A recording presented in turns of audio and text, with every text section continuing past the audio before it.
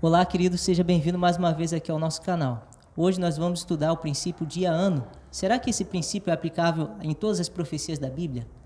Você que ainda não é inscrito, por favor, não esqueça de se inscrever no canal, curtir e compartilhar esse vídeo com outros. Nesse momento, convido a você a sentar-se aí e a estudar conosco.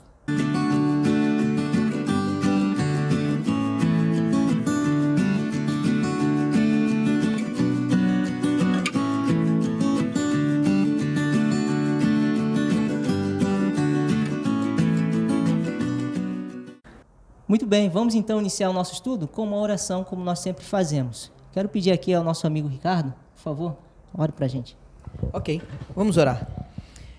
Paizinho querido, nesse momento pedimos a orientação dos altos céus, para que o Espírito Santo possa iluminar a nossa mente, para aprendermos e compreendermos as verdades da Tua Palavra. Esteja conosco nesse momento, te pedimos essas bênçãos, em nome de Jesus. Amém. Amém. Bom, amigos, princípio dia-ano, né? Primeiramente, eu queria a ajuda do nosso amigo Ricardo, que fez a oração. Explica um pouquinho para a gente o que é esse princípio dia-ano e como que a gente pode entender isso como válido, como sendo um recurso que a Bíblia apresenta. Ok. Quando nós falamos de profecias apocalípticas, nós podemos perceber que nem sempre aquilo que está escrito é para ser entendido de forma literal. Então, quando nós estamos num texto que tem os símbolos, né, tem muitas questões relacionadas assim fora da nossa realidade, então nós precisamos compreender também que quando está falando ali acerca de tempos, aquilo também não pode ser encarado de uma forma literal. A Bíblia apresenta um texto muito interessante com relação a essa questão de tempos, anos, dias, anos. A lição, o guia de estudo, vai apresentar os textos que são muito conhecidos por nós, os adventistas, quando utilizamos para explicar o princípio dia-ano, que é o texto de Números 14, verso 34 e Ezequiel 4, verso 6 a 7. Mas eu gostaria de trabalhar de forma específica o livro de Daniel e o livro de Apocalipse para entendermos essa linguagem que é aplicado o dia sendo transformado para ano nas questões proféticas. Dentro do historicismo, né? Dentro do historicismo, perfeito. É o livro de Daniel, no capítulo 11, verso 13, que diz assim: porque o rei do norte tornará e porá em campo multidão maior do que a primeira, e ao cabo de tempos, isto é, de anos, virá à pressa com grande exército e abundantes provisões. Então nós temos uma explicação aqui da palavra tempos, e que quer dizer então anos. No livro de Daniel, nós temos profecias que utilizam essa linguagem de tempos. Nós temos, inclusive, em Daniel, no capítulo 9, justamente essa linguagem, se você puder acompanhar comigo. Capítulo 9,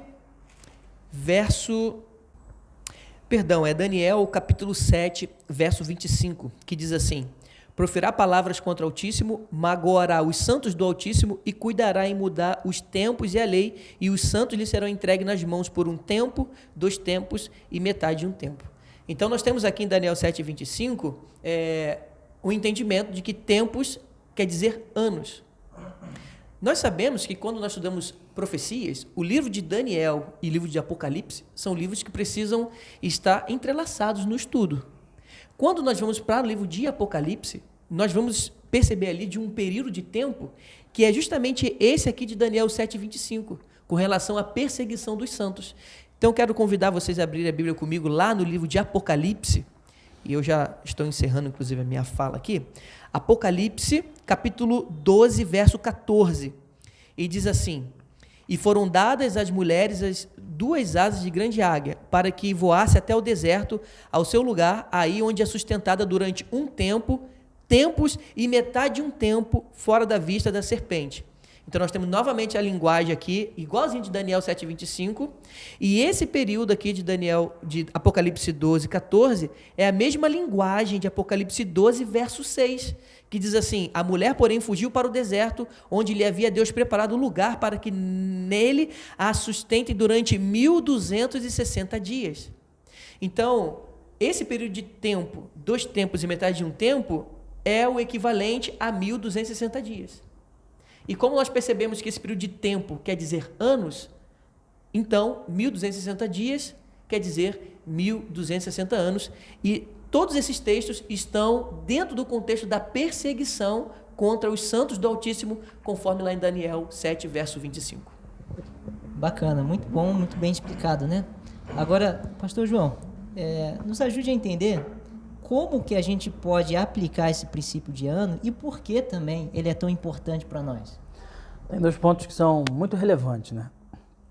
O primeiro deles é justamente o que o Ricardo mostrou.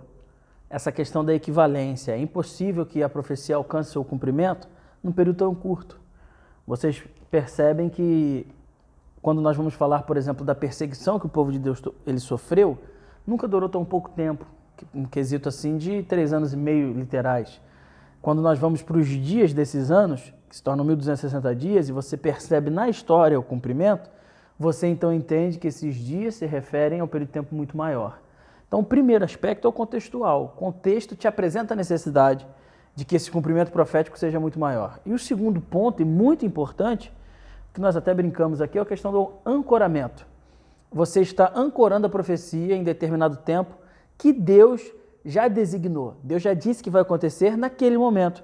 Então, o princípio de ano ele não é invenção adventista, ele já era praticado por cristãos ao longo dos séculos, pelos judeus intérpretes da Bíblia, justamente porque ele evita uma questão que eu faço com a profecia, como os futuristas fazem, como os preteristas fazem, eu colocar ela onde eu quiser. Eu não posso simplesmente deslocar esses 3 anos e meio por um período de tempo literal. Eu não posso fazer isso. Se tem alguém que faz isso, está completamente equivocado.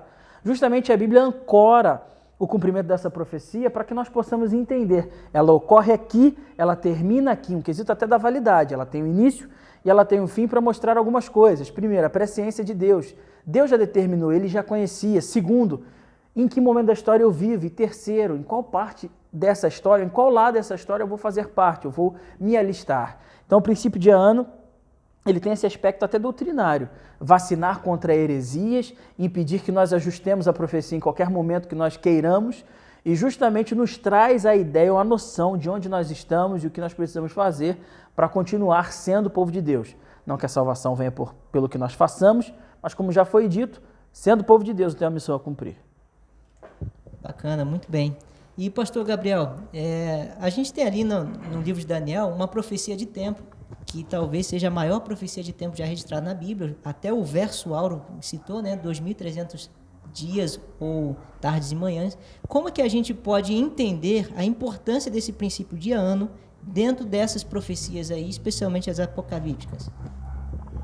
Bom, pastor Lucas, quando a gente pega as profecias de Daniel, a gente vê que claramente, olhando hoje para trás, não teria sentido se essas profecias elas fossem de, por exemplo, 2.300 dias literais.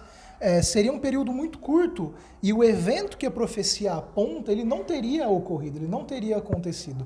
Eu acredito que hoje, olhando para trás, isso facilita para nós, inclusive, entender, compreender e até mesmo validar o princípio de ano.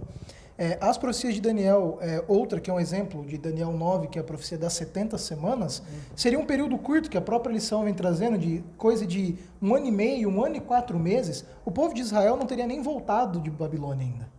Então, você ser fiel ao princípio de ano é você ser honesto com a profecia que Deus ele nos deu. Deus ele deu a profecia com um propósito. E ao eu aplicar o princípio dia ano e o método historicista, eu estou sendo honesto com a revelação que Deus me proveu. Lucas, só em cima do que o Saura falou, das profecias das 70 semanas, ali em Daniel 9 fica claro que essa profecia, ela vai até o Messias ungido. E se eu entendo essas 70 semanas de uma forma literal, eu não chego até Jesus. E aí, então, mais um argumento para que a gente entenda que aquele período de tempo, ele é bem maior do que os literais. Exatamente. E se você me permite também, já que todos estão participando, justamente existe um ajuste importante na profecia. Eles esperavam o Messias para o final de 70 anos literais, que era o Messias prometido por Isaías, que era Ciro, Isaías 45, verso 1, que Deus usaria Ciro para libertar o povo. Só que quando Daniel 9:24 vai falar das ações desse Messias, de trazer cessação à transgressão, trazer a justiça eterna, aspectos sacerdotais que não são cumpridos por Ciro, você percebe que está falando de um outro Messias. Então, por mais que as pessoas queiram acomodar aquele período, no período literal, e falem que esse Messias é Ciro, ele não corresponde à expectativa da profecia, o que prova que o princípio de ano precisa ser aplicado para o cumprimento da profecia em sua plenitude.